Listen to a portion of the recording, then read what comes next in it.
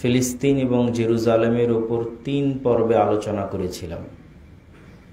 যেই 3 পর্বের আলোচনা শেষ হয়েছিল সুলতান সালাহুদ্দিন আইয়ুবী রাহিমাহুল্লাহর মসজিদে আকসা বিজয়ের মাধ্যমে, কিন্তু তার পরবর্তী থেকে নিয়ে আজ পর্যন্ত ইসরায়েল প্রতিষ্ঠা কিভাবে হলো সেই ইতিহাস কখনোই বলা হয়নি, মানে আমার মাধ্যমে বা আমার দিক থেকে বলা হয়নি, যেটি একটি খামতি বা অপূর্ণতা ছিল সেই ধারাবাহিক আলোচনায়।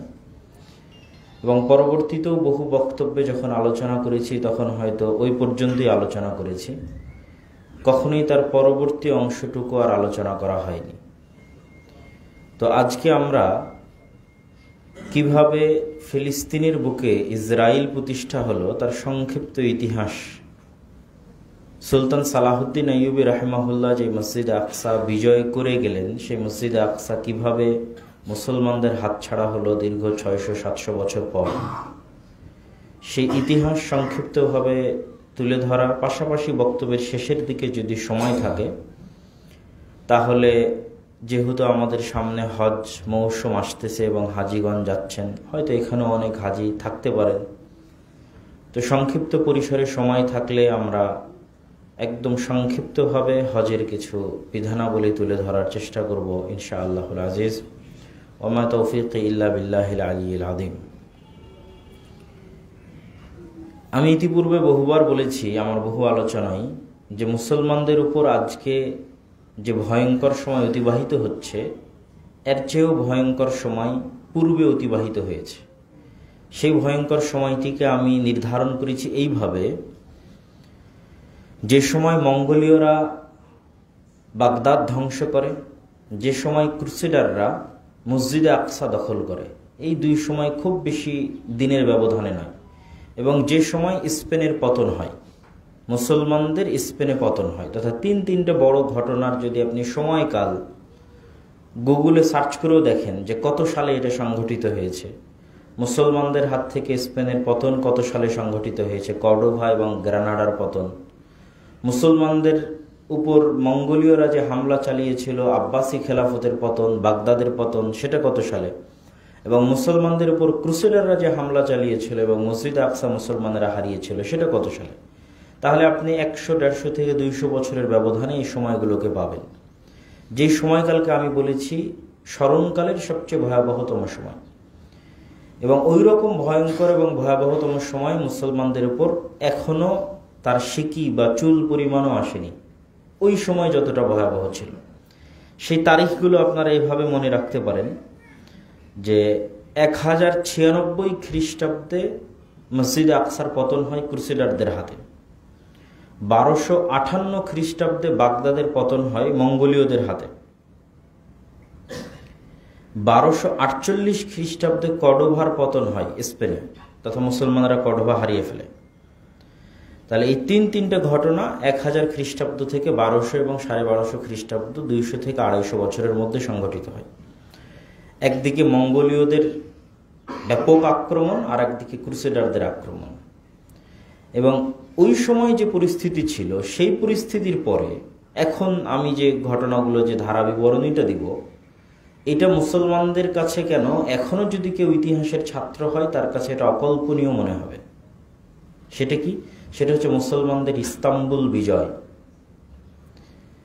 এইটা অকল্পনীয় মনে হবে যদি আপনি ওই সময়ে বসবাস করেন, যে এর পরেও এইরকম ভয়ঙ্কর এবং ভয়াবহতম সময় পার হওয়ার পর মুসলমানের একটা সময় ইস্তাম্বুল বিজয় করবে, এটা অকল্পনীয়। ইস্তাম্বুল বা আজকের তুরস্ক হচ্ছে 1500 বছরেরও অধিক কাল থেকে রোমান এম্পায়ারের রাজধানী। রাসূলুল্লাহ সাল্লাল্লাহু আলাইহি ওয়াসাল্লামের যুগেও রোমান এম্পায়ারের রাজধানী ছিল তুরস্কের কনস্টান্টিনোপল বা আজকের ইস্তাম্বুল।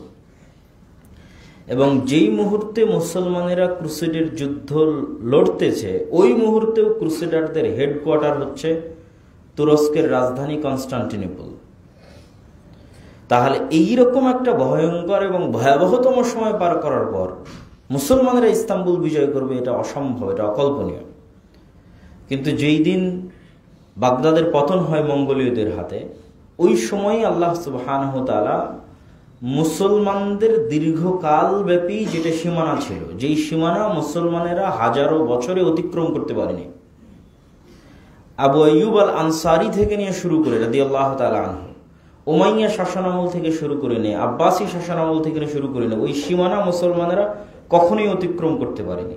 সেটা হচ্ছে সিরিয়া এবং তুরস্কের বর্ডার। এই বর্ডারই মুসলমানদের শেষ সীমানা। এরপরে আর কখনো মুসলমানেরা অগ্রগামী হতে পারে না হাজার বছরে।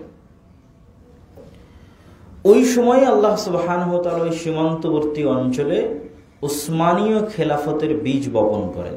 যেই সময় কর্ডোবার পতন হচ্ছে, যেই সময় বাগদাদের পতন হচ্ছে, যেই সময় মসজিদে আকসার পতন হচ্ছে, সেই সময় এক সীমান্ত মুসলমানদের এক সীমান্তবর্তী অঞ্চলে উসমানীয় খেলাফতের বীজ বপন করছেন আল্লাহ সুবহানাহু ওয়া তাআলা। তথা একদিকে যেখানে মুসলমানেরা মনে করতেছে হতাশায় নিমজ্জিত, সেই মুহূর্তে আল্লাহ সুবহানাহু ওয়া তাআলা পরবর্তী উত্থানের শুরুটা করতেছেন। যেই উসমানীয় খেলাফতের হাতে, উসমানীয় খেলাফতের তাকওয়া শুরুর দিকের, পরের দিকের নয়, শুরুর দিকের তাকওয়া, পরহেজগারিতা, জিহাদ ফি সাবিলিল্লাহ, আল্লাহ সুবহানাহু ওয়া তাআলার রাস্তায় জিহাদ করার আগ্রহ, তারা মুসলমানদের যে অনেক আগে থেকে বিজিত যে অঞ্চলগুলো ছিল এই দিকে তারা তাকায়নি।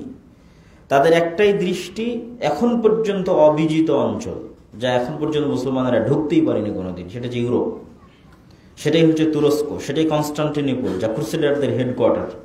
তখনও সেইটা টার্গেট নিয়েই তারা তাদের পুরো জীবন কাটিয়ে দিয়েছে এবং আল্লাহ সুবহানাহু ওয়া তাআলা তাদেরকে এই চেষ্টায় সফলতা দান করেছে।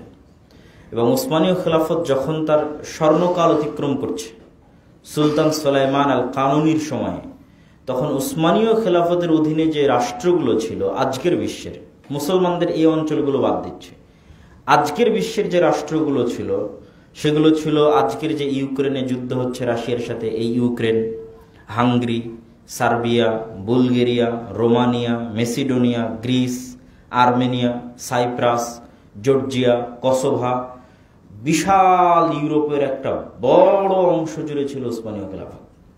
যেটা আগের ওই অংশটুকু যদি আপনি ওই যুগে যদি বসবাস করেন, যখন ক্রুসেডাররা আক্রমণ করতেছে, যখন মঙ্গোলীয়রা বাগদাদ ধ্বংস করে দিচ্ছে, যখন স্পেনে গ্রানাডা এবং কর্ডোবার পতন হচ্ছে, তখন বসে আপনি এটা কল্পনা করতে পারবেন না যে আজকে যে ইউরোপে বসে মুসলমানদের উপর হামলা হচ্ছে, সেই ইউরোপ একদিন মুসলমানেরা দখল করে নেবে, বড় বড় শহর এবং বড় বড় রাষ্ট্র দখল করে নেবে এবং তাদের অধীনে চলে আসবে। কিন্তু আল্লাহ সুবহানাহু ওয়া তাআলা সেটাই ঘটিয়েছেন। এবং ইস্তাম্বুল বিজয় হয় 1453 খ্রিস্টাব্দে। তাহলে বাগদাদের পতনের, জেরুজালেমের পতনের, কর্ডোভা গ্রানাডার পতনের মোটামুটি 100-150 বছরের মাথায়, মুসলমানেরা 200 বছরের মাথায় যেটা ক্রুসেডারদের হেডকোয়ার্টার ছিল সেই তুরস্ক বিজয় করে নেয়, যেটা আজকেও এখনো মুসলমানদের অধীনে আছে। ইস্তাম্বুল বিজয় করে নেয় এবং এই ইস্তাম্বুল বিজয়ের জন্য যার হাতে বিজয় হয় তাকে বলা হয় সুলতান মুহাম্মদ আল ফাতেহ। ফাতেহ মানে হচ্ছে বিজয়ী। মুহাম্মদ আল ফাতেহ, তার হাতে আল্লাহ সুবহানাহু ওয়া তাআলা বিজয় দান করেন এবং তার দৃঢ় সংকল্প ছিল, তার দৃঢ় সংকল্প এবং সাহসিকতা এবং দূরদর্শী চিন্তা ভাবনা এত বেশি ছিল যে তিনি মাটির উপর দিয়ে পর্যন্ত জাহাজ চালিয়ে দিয়েছেন, পানি জাহাজ মাটির উপর দিয়ে। বসফরাস প্রণালী থেকে 70-এর অধিক জাহাজ উঠিয়ে নিয়ে গোল্ডেন হর্নে নামিয়ে দিয়েছেন। প্রায় 3 থেকে 4 মাইলের মতো রাস্তা মাটির উপর দিয়ে জাহাজ চালিয়েছেন, কাঠ দিয়ে, কাঠের উপর তেল দিয়ে, সেই যুদ্ধে বিজয়ের সময়। এবং এটা একটি অবিস্মরণীয় এবং অকল্পনীয় ঘটনা ছিল মুসলমানদের হাতে ইস্তাম্বুলের বিজয়, যা কখনো মুসলমানেরা ভাবতে পারেনি যে এই পরিবেশের পরেও এরকম বিজয় আসতে পারে। তো কেন আমি এই সংক্ষিপ্ত আলোচনা এখানে তুলে ধরলাম? ওই যে সুলতান সালাহুদ্দিন আইয়ুবীর জেরুজালেম বিজয়ের পরে পুনরায় জেরুজালেম হারিয়ে ফেলা, এটার সাথে উসমানীয় সাম্রাজ্যের ব্যর্থতা জড়িত আছে, উসমানীয় খেলাফতের ব্যর্থতা জড়িত আছে। দীর্ঘকালব্যাপী উসমানীয় খেলাফত এই অঞ্চলটা শাসন করেছে। আরব বিশ্ব থেকে শুরু করে, ইউরোপ থেকে শুরু করে বিশাল অঞ্চল তাদের শাসনাধীন ছিল। আজকে 100 বছর পূর্বে, 70-80 বছর পূর্বে যখন ইসরায়েল প্রতিষ্ঠা হয়, তখন 1 নম্বর কারণ হিসেবে গণ্য হবে এই উসমানীয় খেলাফতের ব্যর্থতা, যেটার তারা রক্ষণাবেক্ষণ 600 বছর যাবৎ করে এসেছে, সেই রক্ষণাবেক্ষণ করতে তাদের ব্যর্থ হওয়া। এবং এই ব্যর্থতা কি কারণে ফুটে উঠবে? এই ব্যর্থতা ফুটে ওঠার সবচেয়ে বড় আলামত হচ্ছে তুর্কি জাতীয়তাবাদ, আর দ্বিতীয় কারণ হচ্ছে আরব জাতীয়তাবাদ। খেলাফত ব্যবস্থাকে ধ্বংসই করে দিয়েছে তুর্কি জাতীয়তাবাদ এবং আরব জাতীয়তাবাদ। কেউ যদি খেলাফত ব্যবস্থা ধ্বংসের জন্য শুধু আরবদের দোষ দেয় তাহলে এটা ভুল হবে। খেলাফত ব্যবস্থা ধ্বংসের জন্য আরবরা যতটা না দায়ী তার চেয়ে হাজার গুণ শতগুণে বেশি দায়ী তুর্কি জাতীয়তাবাদ। উসমানীয় খেলাফতের শেষ আমলে একদল আধুনিক তরুণ, যাদের অন্যতম একজনকে আপনারা অনেকেই চিনবেন, মোস্তফা কামাল পাশা, একদল আধুনিক তরুণ যারা তুর্কি জাতীয়তাবাদের এই থিওরিতে ফরাসি বিপ্লব কর্তৃক প্রভাবিত হয়ে, ফরাসি দার্শনিকদের দর্শনে প্রভাবিত হয়ে তুর্কি জাতীয়তাবাদের মতবাদে বিশ্বাস স্থাপন করে যে আমরা হচ্ছে তুর্ক এবং আমরা শ্রেষ্ঠ, ইসলাম বা মুসলমান হিসেবে কোনো কথা নয়, আরবি ভাষাকে নিষিদ্ধ করে তার জায়গায় তুরস্কের ভাষা চালু করা, সকল ক্ষেত্রে তুরস্ক বা তুর্ক ভাষার প্রাধান্য, এই যে জাতীয়তাবাদের বিষ বাষ্প, যখন তুরস্কে এই জাতীয়তাবাদের বিষ বাষ্প প্রবেশ করে তখন তার বিপরীত প্রতিক্রিয়া হিসেবে স্বাভাবিকভাবেই আরবে আরব জাতীয়তাবাদের প্রবেশ করে। যতদিন আপনি ইসলাম এবং আল্লাহ সুবহানাহু ওয়া তাআলাকে সামনে রেখেছেন ততদিন সবাই আপনাকে ভালোবেসেছে, সম্মান করেছে। যখন আপনি ইসলাম এবং আল্লাহ সুবহানাহু ওয়া তাআলার এই যে সকলকে এক রাখার যে মূলনীতি, এইটাকে সংকীর্ণ করে তুর্ক জাতীয়তাবাদকে প্রমোট করবেন বা তুর্ক জাতীয়তাবাদের অধীনে চলে যাবেন, তখন স্বাভাবিকভাবেই আরবরা আপনার বিদ্বেষী হবে এবং তারা বলবে আমি তোমার চেয়ে শ্রেষ্ঠ, তুমি কে? তখন আরব জাতীয়তাবাদের উত্থান হয়। একদিকে আরব জাতীয়তাবাদের উত্থান আর একদিকে তুর্ক জাতীয়তাবাদের উত্থান। ঠিক এই সময় সংঘটিত হয় প্রথম বিশ্বযুদ্ধ 1914 সালে। এই প্রথম বিশ্বযুদ্ধে উসমানীয় খেলাফত যে অংশের সাথে যুক্ত হয় সেই অংশই পরাজিত হয় প্রথম বিশ্বযুদ্ধে। আর ব্রিটেন আরব কান্ট্রিগুলোকে ওয়াদা দেয়, যেমন শরীফে মক্কাকে ওয়াদা দেয়, যেহেতু আগেই তুর্ক জাতীয়তাবাদ এবং আরব জাতীয়তাবাদের বিষ বাষ্প জ্বালিয়ে দেওয়া হয়েছে, সুতরাং কেউ আর কাউকে সহ্য করতে পারে না। তুর্করা আরবদেরকে সহ্য করতে পারে না, আরবরা তুর্কদেরকে সহ্য করতে পারে না।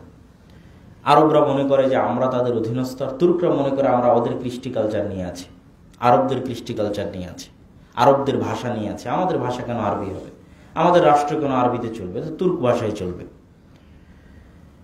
তো আগে থেকেই যে বিষ বাষ্প জ্বালিয়ে দেওয়া ছিল, এই বিষ বাষ্পে ব্রিটেন ওয়াদা করে যে তোমরা যদি এই প্রথম বিশ্বযুদ্ধে আমাদের সঙ্গী হও তাহলে তুর্কদের হাত থেকে মুক্ত করে তোমাদেরকে আরব দিয়ে দেব, পরিপূর্ণ আরব তোমাদেরকে দিয়ে দেওয়া হবে। এবং এই জায়গায় ব্রিটেন বিশ্বাসঘাতকতা করে আরব দেশগুলোর সাথে। যখন প্রথম বিশ্বযুদ্ধে উসমানীয় খেলাফতের পতন হয় তখন ব্রিটেনের ওয়াদা অনুযায়ী পুরো আরব অঞ্চল মুসলমানদের দিয়ে দেওয়ার কথা, কিন্তু ব্রিটেন তার সঙ্গী সাথীদের সাথে গোটা আরব অঞ্চল ভাগ করে নেয়। সিরিয়া, জর্ডান, লেবানন ভাগ করে নেয়, ফিলিস্তিনও সেই ভাগে পড়ে। পরবর্তীতে ধীরে ধীরে অন্যান্য দেশগুলো স্বাধীনতা লাভ করেছে, যেমন আমরা ব্রিটেনের কাছ থেকে স্বাধীনতা লাভ করেছি ওই একই সমসাময়িক সময়। প্রথম বিশ্বযুদ্ধ থেকে দ্বিতীয় বিশ্বযুদ্ধের এই সময়টাই হচ্ছে ইসরায়েল প্রতিষ্ঠার মূল সময়। তো আমরা যেমন ব্রিটেনের কাছ থেকে স্বাধীনতা লাভ করেছি, এরকম আরো বহু আরব দেশ, সিরিয়া, মিশর, তারাও স্বাধীনতা লাভ করেছে ব্রিটেন অথবা ব্রিটেনের অন্যান্য সহযোগী ঔপনিবেশিক দেশের কাছ থেকে। কিন্তু ফিলিস্তিনের ভাগ্যে কি হয়েছে? যখন আরব মুসলমানেরা বুঝতে পারে যে ব্রিটেন তাদের সাথে বিশ্বাসঘাতকতা করেছে, তখন দ্বিতীয় বিশ্বযুদ্ধের সময়ে আরব মুসলমানেরা সেভাবে ব্রিটেনের সাথ দেয়নি। দ্বিতীয় বিশ্বযুদ্ধ 1938 সালে শুরু হয়।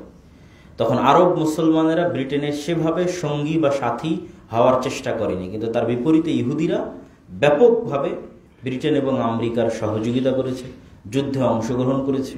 ইহুদিদের সম্পূর্ণ আলাদা প্লাটুন ছিল দ্বিতীয় বিশ্বযুদ্ধে ব্রিটেনের পক্ষে লড়াই করার জন্য। এবং দ্বিতীয় বিশ্বযুদ্ধের সবচেয়ে যে ভয়ঙ্কর ঘটনার কারণে ইসরায়েলের তৈরি হয় সেটি হচ্ছে হিটলারের ইহুদিদের প্রতি অত্যাচার। হিটলার কয়েক লক্ষ ইহুদিকে হত্যা করে জার্মানে, এবং জার্মান থেকে স্রোতের মতো ইহুদিরা শরণার্থী হিসেবে বিভিন্ন দেশে পাড়ি জমায়। তখন আমেরিকা এবং ব্রিটেনের মাথা ব্যথা হয়ে দাঁড়ায় যে এই ইহুদিদেরকে তারা কোথায় জায়গা দিবে। তারা এই বিষ বাষ্প তাদের গায়ে, তাদের শরীরে উঠাতে চায় না। কেননা পৃথিবীর ইতিহাসে কখনোই, এই শতাব্দীর আগে পৃথিবীর ইতিহাসে কখনোই ইহুদি খ্রিস্টানে ঐক্য হয়নি, বরং ইহুদি মুসলমানে ঐক্য হয়েছে। কিভাবে? আপনি যদি উসমানীয় খেলাফতের ইতিহাস ঘাটেন তো দেখবেন গোটা ইউরোপে ইহুদিরা অত্যাচারিত হয়ে উসমানীয় খেলাফতে আশ্রয় নিয়েছে। আপনি যদি স্পেনের ইতিহাস ঘাটেন তাহলে দেখবেন ফ্রান্স, জার্মান ইত্যাদি জায়গায় অত্যাচারিত হয়ে স্পেনের খেলাফতে ইহুদিরা আশ্রয় নিয়েছে। তথা সবসময় ইহুদিদের উপর অত্যাচার করেছে খ্রিস্টানেরা। কেননা তাদের এটা বিশ্বাস যে তাদের নবীকে কে হত্যা করেছে? ইহুদিরা হত্যা করেছে। যদিও আমরা বিশ্বাস করি ঈসা আলাইহিস সালাতু ওয়াস সালাম নিহত হননি, জীবিত আছেন, কিন্তু যেহেতু খ্রিস্টানরা বিশ্বাস করে তাদের নবী নিহত এবং তাদের নবীর হত্যাকারী ইহুদি, সুতরাং তাদের মধ্যে কখনোই ঐক্য হতে পারে না। এটা ইম্পসিবল। এই ইম্পসিবল জিনিসটাই এই যুগে এসে সম্ভব হয়েছে।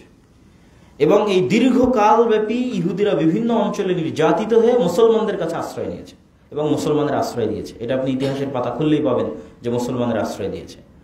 এই জন্য ব্রিটেন আর আমেরিকা কখনোই চায়নি যে এই বিষ বাষ্প তাদের ঘাড়ে নিয়ে যেতে। দ্বিতীয় বিশ্বযুদ্ধের পর তারা এটাকে মোক্ষম সুযোগ হিসেবে ব্যবহার করে যে এদের যদি আমরা আরব মুসলমানদের উপর চাপিয়ে দিই তো এরা বুঝবে, আর এর সাথে আমাদেরও, যতদিন ইসরায়েল আমাদের সাথে আছে ততদিন আরব বিশ্বের মধ্যে আমাদের একটা প্রভাব থাকবে, অতএব তাদেরকে আরব বিশ্বে জায়গা দেওয়া হোক। তো প্রথম বিশ্বযুদ্ধের পর যেই ঘোষণা ব্রিটেন দিয়েছিল, যেটাকে বেলফোর ঘোষণা বলা হয় 1917 সালে, সেই ঘোষণার পর থেকে নিয়ে ব্রিটেন ফিলিস্তিন ছাড়ার আগ পর্যন্ত মনে রাখতে হবে যে আগে এই ফিলিস্তিনের অধিকারী ছিল তুর্করা।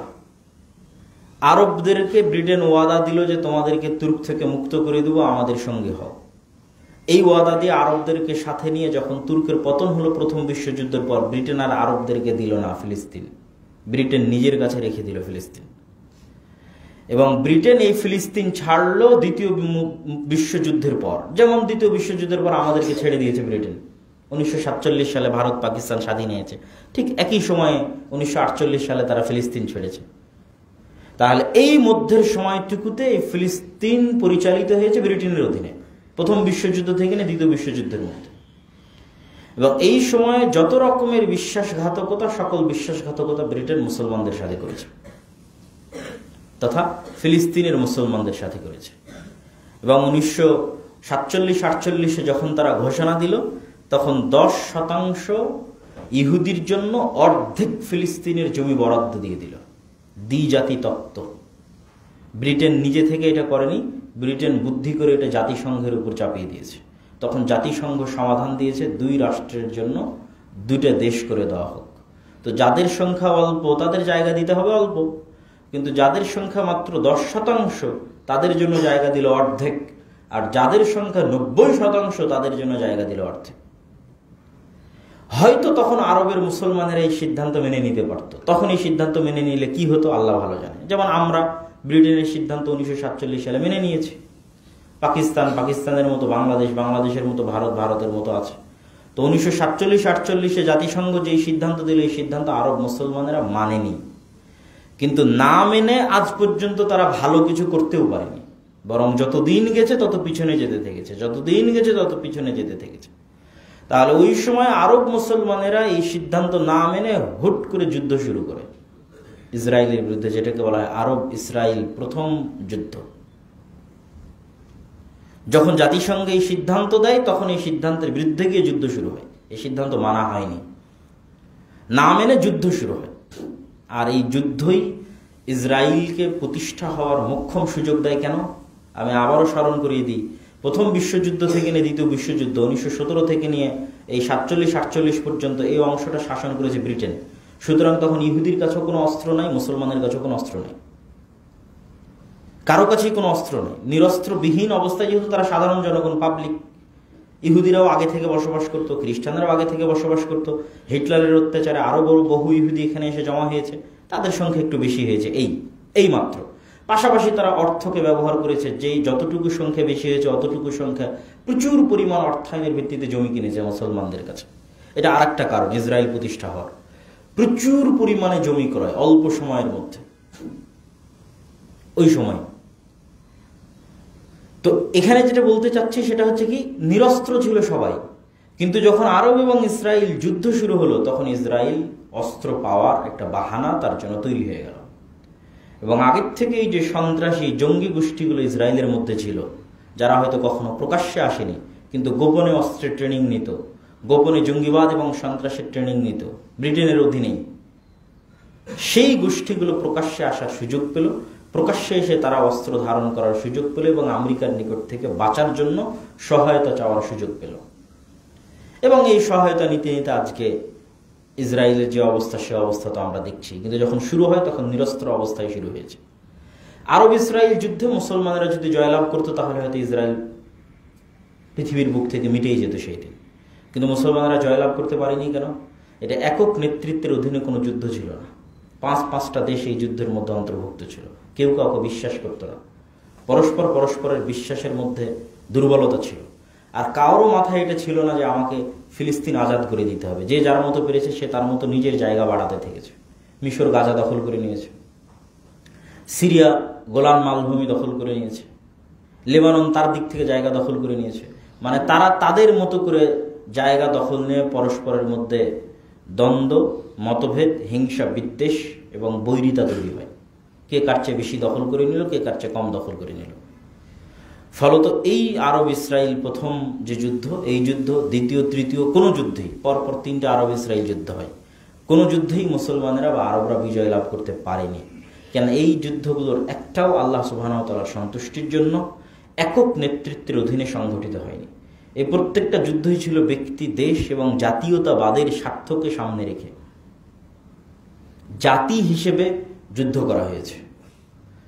ফলত অবস্থা যা হয়েছে, যতদিন গেছে ততদিন ইসরায়েল শক্তিশালী হতে থেকেছে আর ফিলিস্তিন সংকুচিত হতে থেকেছে। ওই সময় তাও জাতিসংঘ বলেছিল অর্ধেক তোমাদের জন্য, আর এখন তো সেই সিকি পরিমাণও নয়। একটা রাষ্ট্র, নামকাওয়াস্তে একটা রাষ্ট্র প্রতিষ্ঠিত আছে, যে রাষ্ট্রের কোনো সেনাবাহিনী নাই, যে রাষ্ট্রের সকল নিরাপত্তা ইসরায়েল তার নিজের হাতে নিয়ে রেখেছে। শুধুমাত্র গাজা ভূখণ্ডটুকু যদি বলা হয় ন্যূনতম স্বাধীনতা, তাহলে ন্যূনতম স্বাধীনতা কিছু থাকলে সেটা গাজা ভূখণ্ডের ছিল। আর এই ভূখণ্ডের দৈর্ঘ্য প্রস্থ কত? অনেক ছোট্ট একটা ভূখণ্ড। আপনি যদি গাজা ভূখণ্ডের দৈর্ঘ্য প্রস্থ দেখেন তাহলে গাজা ঢাকা শহরের চাইতেও ছোট্ট, 360 বর্গ কিলোমিটার, লম্বায় 41 কিলোমিটার, প্রস্থে 12 কিলোমিটার, একটা বন্দি শিবির। এবং এখন যে আক্রমণ ইসরায়েল গাজায় চালিয়েছে, এই আক্রমণ চালানোর শুরুতে তারা গাজার নর্থ সাইড থেকে, উত্তর সাইড থেকে আক্রমণ শুরু করে, যেগুলোতে ছিল বাইত হানুন, বাইত লাহিয়া, এগুলো জায়গার নাম। এবং তাদেরকে বলতে থাকে তোমরা জায়গা খালি করে দক্ষিণে চলে যাও, রাফা, খান ইউনুস, মিশরের সীমান্তবর্তী অঞ্চল হচ্ছে রাফা, খান ইউনুস, সেদিকে চলে যাও। যখন এই দিকের আক্রমণ শেষ হয়েছে, এখন 20-22 লক্ষ মানুষ তাদের বাড়ি ঘর বিহীন অবস্থায় তাঁবু টেনে মিশরের সীমান্তে রাফা অঞ্চলে বসবাস করতেছে। এখন ইসরায়েল বলতেছে আমি রাফাতে হামলা চালাবো, তোমরা এখন রাফা খালি করো। অথচ রাফা হচ্ছে শেষ সীমানা, যেখান থেকে মিশরের বর্ডার ক্রসিং শুরু হয়। তাহলে তাদেরকে আবার কোন দিকে ফিরে যেতে হবে? আবার এই 20-22 লক্ষ মানুষকে রিটার্ন ব্যাক করতে হবে যে দিক থেকে তারা এসেছিল, খান ইউনিসের দিকে, বাইত হানুন, বাইত লাহিয়ার দিকে, উত্তর সাইডের দিকে। সম্মানিত উপস্থিতি, তো এই যে ভয়ঙ্কর অবস্থা, ইসরায়েল প্রতিষ্ঠার এই ভয়ঙ্কর অবস্থার আমরা 3টা সারমর্ম কারণ আপনাদের সামনে তুলে ধরতে চাই।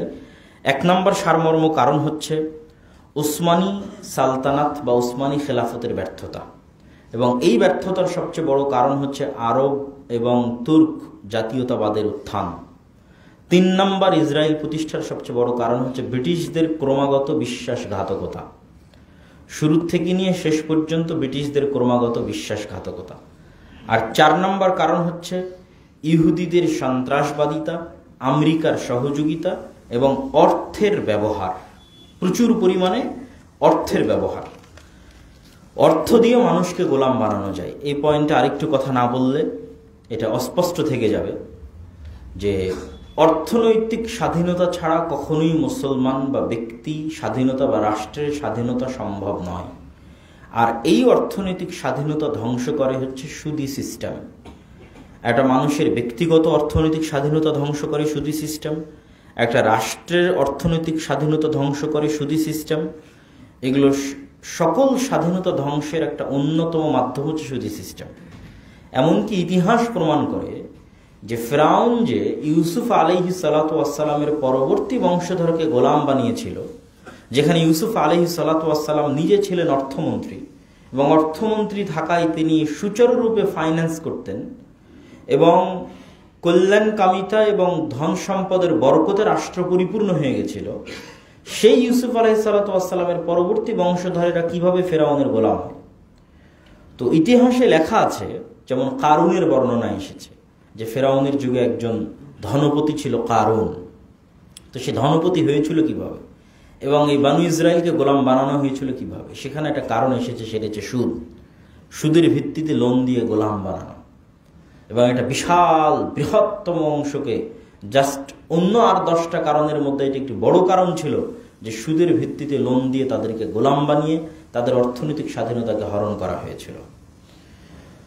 এবং আজকের বিশ্ব দ্বিতীয় বিশ্বযুদ্ধের পর থেকে নিয়ে আজ পর্যন্ত সমগ্র পৃথিবীতে যেই পরিমাণ সুদী সিস্টেম নিজাম প্রতিষ্ঠা করা হয়েছে এবং যেই পরিমাণ সুদী ব্যাপকতা প্রচলন ঘটানো হয়েছে, তা মুসলমান দেশগুলো এবং মুসলমানদের জন্য এক প্রকার পরাধীনতার একটি বড় মাধ্যম হিসেবে কাজ করেছে। যেমন ইসরায়েল প্রতিষ্ঠার ক্ষেত্রে করেছে, যেমন ফিলিস্তিন ধ্বংসের ক্ষেত্রে করেছে, তেমন আজও অব্যাহতভাবে এই কারণটি আমাদের জন্য অর্থনৈতিক গোলামি এবং অর্থনৈতিক দাসত্বের কারণ হিসেবে আমাদের কাছে থেকে যাচ্ছে এবং অব্যাহতভাবে আছে। সম্মানিত উপস্থিতি, তাহলে এই সংক্ষিপ্ত আলোচনা থেকে আমরা কি শিখতে পারি? এই সংক্ষিপ্ত আলোচনা থেকে এতটুকু শিক্ষা যে আবারও শুরুর কথায় ফিরে যাই, যে যেই মুহূর্তে বাগদাদের পতন হচ্ছে, জেরুজালেমের পতন হচ্ছে, কর্ডোবার পতন হচ্ছে, তখন কেউ ভাবেনি যে মুসলমানের একদিন ইস্তাম্বুল বিজয় করতে পারবে, কিন্তু তখন আল্লাহ সুবহানাহু ওয়া তাআলা সেই ব্যবস্থা তৈরি করে রেখেছিলেন। তো আজকে তার ওই মতো খারাপ পরিবেশ তৈরি হয়নি, কিন্তু তারপরও খারাপ পরিবেশ। তার মানে এখানে হতাশার কিছু নাই। আল্লাহ সুবহানাহু ওয়া তাআলা অবশ্যই হয়তো একদল মানুষ যাদের অন্তর কলুষিত হয়ে গেছে, হিংসা বিদ্বেষে পরিপূর্ণ হয়ে গেছে, সত্য মিথ্যার সংমিশ্রণ ঘটেছে, যেমন আমার ছোট ভাই আব্দুর রহিম যে ত্রাণ কার্যক্রম পরিচালনা করছে ফিলিস্তিনিদের মাঝে রাফা সীমান্তে, তারও একই বক্তব্য যে আব্দুল্লাহ ভাই, তুমি যে তোমার বক্তব্যে বলো যে আজকের মুসলমানেরা ধোঁকায় মিথ্যাবাদিতাই বনী ইসরাইল হয়ে গেছে, তা আমি ত্রাণ কাজ পরিচালনা করতে এসে দেখছি যে এক মুসলমান আর এক মুসলমানের রক্ত বিক্রি করতে দ্বিধা করে না, রক্ত সম্মান ইজ্জত বিক্রি করতে দ্বিধা করে না। তো যাদের অন্তর এরকম কলুষিত হয়ে গেছে তাদের দিয়ে তো আর আল্লাহ সুবহানাহু ওয়া তাআলা বিজয় দিবেন না। বিজয় দেওয়ার জন্য সততা, ন্যায়পরায়ণতা, সাহসিকতা জরুরি। যার মধ্যে সততা নাই, ন্যায়পরায়ণতা নাই, তার হাতে আল্লাহ সুবহানাহু ওয়া তাআলা বিজয় দিবেন না। কিন্তু এরকম সৎ এবং ন্যায়পরায়ণ জাতি আল্লাহ অবশ্যই কোথাও তৈরি করছেন এবং অবশ্যই তৈরি হচ্ছে এবং হবে, যাদের হাত দিয়ে পুনরায় আল্লাহ সুবহানাহু ওয়া তাআলা মুসলমানদের এই বিপদ এবং এই জুলুম, এই অত্যাচার থেকে তাদেরকে রক্ষা করবেন, এতে সন্দেহের বিন্দুমাত্র অবকাশ নেই। আর আমাদের ভুলগুলো থেকে শিক্ষা কি? এই ভুলগুলো থেকে শিক্ষা নেওয়ার অন্যতম একটা শিক্ষার বিষয় হচ্ছে জাতীয়তাবাদ, যা খেলাফতকে ধ্বংস করেছে, যা আজও অব্যাহতভাবে মুসলমানদেরকে ধ্বংস করতে পারে এবং করে যাচ্ছে। আমি বাংলাদেশি, অমুক পাকিস্তানি, অমুক ইন্ডিয়ান, অমুক হচ্ছে কাতারি, অমুক সৌদি, এই যে জাতীয়তাবাদের নেশা, এটাকে আল্লামা ইকবাল বলেছেন এটা হচ্ছে নতুন প্রভু বা নতুন শিরকের মূর্তি। তিনি বলেছেন আগের যুগে মূর্তি তৈরি হতো, মানুষ হাত দিয়ে মূর্তি তৈরি করে তার পূজা করত। এখন এমন একটা মূর্তি তৈরি হয়েছে যে মূর্তিকে দেখা যায় না, সেই মূর্তির নাম জাতীয়তাবাদ, আর এই মূর্তির পূজা করতেছে মুসলমানেরা। এটা একটা শিক্ষা, জাতীয়তাবাদ থেকে বের হয়ে আসতে হবে। মুসলমানদের ভ্রাতৃত্বের মাপকাঠি একমাত্র তাদের ঈমান, কালিমাতু লা ইলাহা ইল্লাল্লাহ, এই বিশ্বাস স্থাপন করতে হবে। দ্বিতীয়ত এখান থেকে আরেকটা জিনিস যেটা শিক্ষা নিতে হবে সেটা হচ্ছে তারা হচ্ছে আউলিয়া ও বা'দহুম আউলিয়া ও বা'জ। ইহুদি খ্রিস্টানেরা হচ্ছে পরস্পরের মিত্র। তারা কখনোই আপনার প্রতি সন্তুষ্ট হবে না যতক্ষণ না আপনি আপনার দ্বীনকে তাদের জন্য বিসর্জন না দিচ্ছেন। অতএব ব্রিটেনের কথাকে বিশ্বাস করে আরবের মুসলমানেরা যে ভুল করেছে, কখনোই এই ধরনের যারা বিধর্মী আছে, যারা কন্টিনিউয়াসলি চেষ্টা করছে ইসলাম এবং মুসলমানকে দুনিয়ার বুক থেকে মিটিয়ে ফেলার জন্য, তাদের কথাকে বিশ্বাস করে তাদের প্ররোচনায় তাদের ফাঁদে পা না দেওয়া, এটা একটা চরম শিক্ষণীয় বিষয়। তৃতীয় শিক্ষণীয় বিষয় হচ্ছে আল্লাহ সুবহানাহু ওয়া তাআলা উসমানীয় খেলাফতের হাতে যে ইস্তাম্বুল বিজয় করেছিলেন, বাগদাদের পতনের পর, কর্ডোবার পতনের পর, জেরুজালেমের পতনের পর, তার সবচেয়ে বড় মূল কারণ ছিল তাদের একনিষ্ঠতা, তাদের সততা, তাদের ন্যায়পরায়ণতা। তাদের অন্তরগুলো কলুষতা মুক্ত ছিল, হিংসা বিদ্বেষ এবং নিজের ভাইয়ের রক্তে তার হাত রঞ্জিত ছিল না। আর আমাদের অবস্থা কি? আমাদের হাত এবং আমাদের জিহ্বা প্রতিনিয়ত আমাদের ভাইদের রক্তে রঞ্জিত হচ্ছে। আমার ভাই আমার জিহ্বা থেকে নিরাপদ নয়, তাহলে আমি কখনোই একজন সৎ ন্যায়পরায়ণ মুসলমান নই। অতএব সবার আগে আমার জিহ্বাকে কন্ট্রোল করতে হবে, আমার হাতকে কন্ট্রোল করতে হবে, যেন আমি ন্যায়পরায়ণ থাকতে পারি। তাহলে আল্লাহ সুবহানাহু ওয়া তাআলা বিজয় দিবেন এবং নেতৃত্ব দান করবেন। কখনোই সংকীর্ণ অন্তর দিয়ে নেতৃত্ব অর্জন করা যায় না। সম্মানিত উপস্থিতি, এই সংক্ষিপ্ত বক্তব্যের পরে আমরা হালকা এবং সংক্ষিপ্তভাবে হজের যে বিধানাবলী রয়েছে, যেহেতু সামনে আমাদের হজের মৌসুম এবং অনেক হাজি এখানে উপস্থিত থাকতে পারেন, হজের ফ্লাইট শুরু হয়েছে। হজ আল্লাহ সুবহানাহু ওয়া তাআলার এক ব্যতিক্রমধর্মী গুরুত্বপূর্ণ বিধান, যা জুলহজ মাসে বাস্তবায়ন হয়ে থাকে। যেই জুলহজ মাসের প্রথম 10 দিন হচ্ছে পৃথিবীর শ্রেষ্ঠতম 10 দিন। যেই জুলহজ মাসের প্রথম 10 দিনে মুসা আলাইহিস সালাতু ওয়াস সালামের আল্লাহর দরবারে কাটানো 40 দিনের শেষ 10 দিন হচ্ছে জুলহজ মাসের প্রথম 10 দিন। এবং এই জুলহজ মাসের প্রথম 10 দিন রমাজানের দিনের চাইতেও শ্রেষ্ঠ। রমাজানের শেষ 10 রাত পৃথিবীর শ্রেষ্ঠ 10 রাত হতে পারে, তবে জুলহজ মাসের এই প্রথম 10 দিন রমাজানের চাইতেও শ্রেষ্ঠ 10 দিন। এই 10 দিনের মধ্যে হজ হয়, এই 10 দিনের মধ্যে আরাফা হয়, এই 10 দিনের মধ্যে প্রচুর পরিমাণে দান সাদকা এবং সুন্নাত নফল সিয়াম পালন করতে হয়। এই 10 দিনের মধ্যে আরেকটি বড় গুরুত্বপূর্ণ ইবাদত হচ্ছে আল্লাহ সুবহানাহু ওয়া তাআলার সন্তুষ্টির জন্য কুরবানি। আর এই হজের যত সার্বিক বিধানাবলী রয়েছে সবগুলো বিধান হচ্ছে ইব্রাহিম আলাইহিস সালাতু ওয়াস সালামের স্মৃতির সাথে কানেক্টেড বা রিলেটেড, সম্পৃক্ত, যেটা হয়তো আজকের ইহুদি এবং আজকের খ্রিস্টানরা জানে না। তারা হয়তো মনে করে যে আমরা হয়তো যা করি সব হয়তো মুহাম্মদ সাল্লাল্লাহু আলাইহি ওয়াসাল্লামের দেওয়া, কিন্তু আমরা এবং আমাদের নবী মুহাম্মদ সাল্লাল্লাহু আলাইহি ওয়াসাল্লাম যে মিল্লাতে ইব্রাহিমের দাবিদার এবং ইব্রাহিম আলাইহিস সালাতু ওয়াস সালামের ডিসেন্ডেন্ট বংশধর এবং তারই দ্বীনের অনুসারী এবং তারই মতের অনুসারী, এটা অনেক ইহুদি এবং খ্রিস্টানদের অগোচর, তাদের জানা নাই। তারা হয়তো মনে করে বাইতুল্লাহ কাবা মুহাম্মদ সাল্লাল্লাহু আলাইহি ওয়াসাল্লাম তৈরি করেছে, কিন্তু এটা যে ইব্রাহিম আলাইহিস সালাতু ওয়াস সালামের তৈরি করা, যে ইব্রাহিম আলাইহিস সালাতু ওয়াস সালামকে তারাও সম্মান করে। পয়েন্টটা হচ্ছে এইটা, যে তারাও নিজেদেরকে মিল্লাতে ইব্রাহিমের দাবিদার বলে তাদেরকে মনে করে থাকে এবং ইসহাক আলাইহিস সালাতু ওয়াস সালামের বংশধর হিসেবে গর্ববোধ করে থাকে। কিন্তু সেই জায়গায় ইসমাইল আলাইহিস সালাতু ওয়াস সালামের বংশধর হিসেবে মক্কায় তৈরি হয় ইব্রাহিম আলাইহিস সালাতু ওয়াস সালামের কাবা এবং পুরো হজ যদি তারা কখনো জানতো যেগুলো ইব্রাহিম আলাইহিস সালাতু ওয়াস সালামের সুন্নাতের অনুসরণ, তাহলে তাদের আল্লাহ সুবহানাহু ওয়া তাআলা হেদায়েতের রাস্তা উন্মোচন করতেও পারতেন। তো হজের ক্ষেত্রে সবচেয়ে জরুরি হচ্ছে ইহরাম। হজ 3 প্রকারের হয়ে থাকে, তামাত্তু, ইফরাদ, কিরান।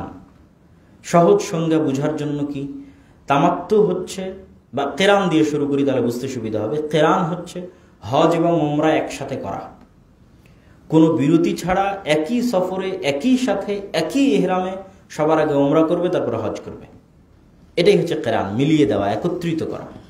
আর তামাত্তু হচ্ছে এই যে হাজিরা এখন যাচ্ছে তারা প্রথমে গিয়ে উমরা করবে, উমরা করার পর তারা হালাল হয়ে যাবে, মানে ইহরাম খুলে ফেলবে, মাথা নেড়ে করে চুল কেটে ফেলে দিয়ে ইহরাম খুলে ফেলবে, তারপর অপেক্ষা করতে থাকবে হজ শুরু হওয়ার জন্য।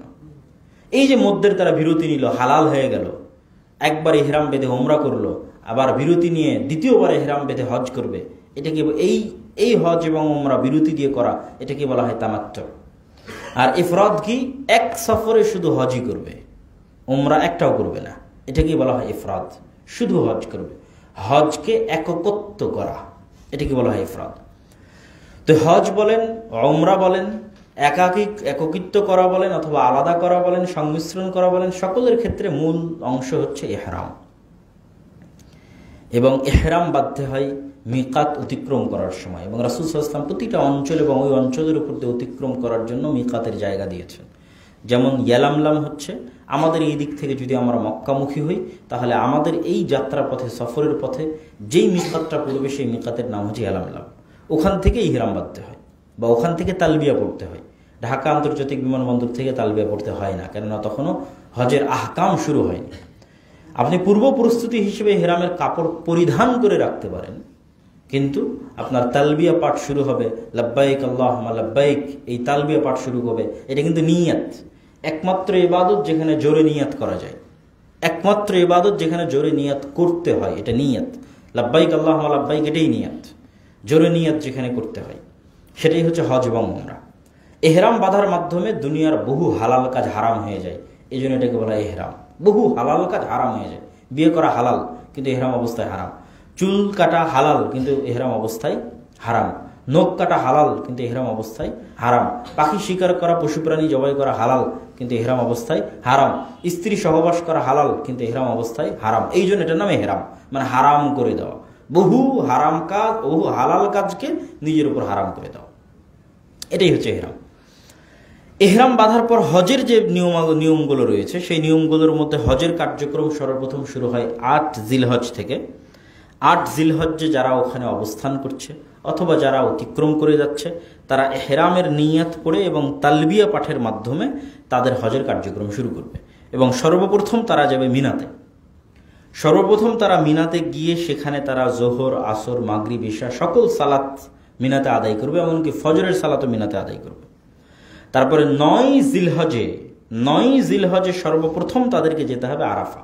রাসূল সাল্লাল্লাহু আলাইহি ওয়াসাল্লাম বলেছেন আল হাজ্জু আরাফা, আরাফার মাঠ যে মিস করে দিল সে হজ মিস করে দিল, আর যে আরাফার মাঠ পেয়ে গেল সে হজ পেয়ে গেল। হজের সবচেয়ে বড় অংশ হচ্ছে আরাফা। আরাফার মাঠে তারা জোহর এবং আসরের সালাত আদায় করবে। আসরের পর আল্লাহ সুবহানাহু ওয়া তাআলার কাছে তওবা ইস্তেগফার করবে, সূর্য ডুবা পর্যন্ত এখানে অপেক্ষা করবে। সূর্য ডুবে গেলে তারা সেখান থেকে চলে যাবে মুজদালিফায়। এবং রাসূল সাল্লাল্লাহু আলাইহি ওয়াসাল্লামের যুগে যেহেতু কোনো যানবাহন ছিল না, পায়ে হেঁটেই যেতেন।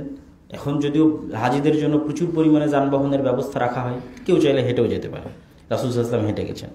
মুজদালিফায় গিয়ে সেখানে মাগরিব এবং ইশা, মাগরিব কিন্তু আরাফায় পড়বে না, এখানে সূর্য ডুবা পর্যন্ত অপেক্ষা করেছে, এখান থেকে পায়ে হেঁটে মুজদালিফায় গেছে, সেখানে গিয়ে মাগরিব ইশা তারা সালাত আদায় করবে। তারপরে সেখানে ওই খোলা মাঠের নিচে, মুজদালিফে খোলা মাঠের নিচে হাজিরা শুয়ে থাকে, সেখানে রাত্রি যাপন করবে খোলা মাঠে। সেখানে মিনার মতো কোনো ব্যবস্থাপনা নেই। এখন তো মিনার মাঠে প্রচুর ব্যবস্থাপনা আছে, তাঁবুর ব্যবস্থাপনা আছে, এসির ব্যবস্থাপনা আছে, কিন্তু মুজদালিফার মাঠে সেরকম কোনো ব্যবস্থাপনা এখনও নেই। তথা এখানে খোলা মাঠেই রাত্রি যাপন করতে হয় বেশিরভাগ হাজিকে। তারপরে এখান থেকে পরের দিন সকালবেলা উঠে তারা যাবে মিনার উদ্দেশ্যে পাথর নিক্ষেপের জন্য। মিনার উদ্দেশ্যে পাথর নিক্ষেপ করার পর শুরু হবে কুরবানির কার্যক্রম, কারণ এটা 10ই জিলহজ, ঈদের দিন। সমগ্র পৃথিবীতে মুসলমানরা ঈদ উদযাপন করতেছে এবং হাজিরাও সেখানে হাদি তারা সেই হাদি তারা জবাই করবে। আর এরপরে হাদি জবাই করার পর তারা তাদের যে এহরাম, সেই এহরাম তারা খুলে ফেলতে পারবে এবং খুলে ফেলে হালাল হয়ে যেতে পারবে। তারপরে মক্কায় গিয়ে তারা তাওয়াফ করবে। মক্কায় গিয়ে তাওয়াফ করার পর পুনরায় মিনাতে ফিরে আসবে এবং পরপর এই শেষের 2-3 দিন 11 তারিখ, 12 তারিখ এবং 13 তারিখ মিনাতে অবস্থান করতে হয়। মিনাতে অবস্থান করে শেষ পাথর নিক্ষেপের মাধ্যমে তারা তাদের হজের কার্যক্রম শেষ করতে পারবে এবং তাওয়াফে বিদা বা শেষ যে বিদায়ী তাওয়াফ, সেই বিদায়ী তাওয়াফের মাধ্যমে তাদের হজের কার্যক্রম শেষ করে দিতে পারবে। তো এই ছিল সংক্ষিপ্ত হজের কার্যক্রম। আরও বিস্তারিত জানার জন্য শ্রদ্ধেয় শায়েখ আব্দুর রাজ্জাক বিন ইউসুফের যে হজ এবং ওমরা বইটি নতুন প্রকাশিত হয়েছে, যেটা আজকেও আপনারা পেতে পারেন, এই হজ এবং ওমরা বইটি আপনারা সংগ্রহ করে নিতে পারেন বা আপনাদের পরিচিত হাজি বা ওমরাকারী কেউ থাকলে তাদের জন্য সাজেস্ট করতে পারেন। পাশাপাশি আমাদের যে আরও বইগুলো আছে, সে বইগুলো যেগুলো আজকেও হয়তো বাইরে পাওয়া যাবে, এবং মিন্নাতুল বাড়ির যে 2য় খণ্ড, যেটি প্রকাশিত হয়েছে অল্প কিছুদিন আগে, সেটিও পেয়ে যাবেন, যেখানে কিতাবুল ঈমান এবং কিতাবুল ওয়াহি, সহিহ বুখারীর এই 2 অধ্যায়ের বিস্তারিত ব্যাখ্যা সহ আলোচনা করা আছে এবং হাদিসের তাহকিক সহ, রাবিদের পরিচয় সহ, সানাদের সূক্ষ্ম সূক্ষ্ম বিষয়ের বর্ণনা সহ এবং বর্তমান যে বিভিন্ন ফেরকা এবং ফিতনা আছে ঈমান কেন্দ্রিক, এই সমস্ত বাতিল ফেরকা এবং ফিতনার বিবরণ সহ, তাদের দলিল এবং দলিলের পাল্টা জবাব সহ বিস্তর আলোচনা আছে এই মিন্নাতুল বারী 2য় খণ্ডে। অতএব এই বইগুলোকে মূল্যায়ন করার চেষ্টা করবেন।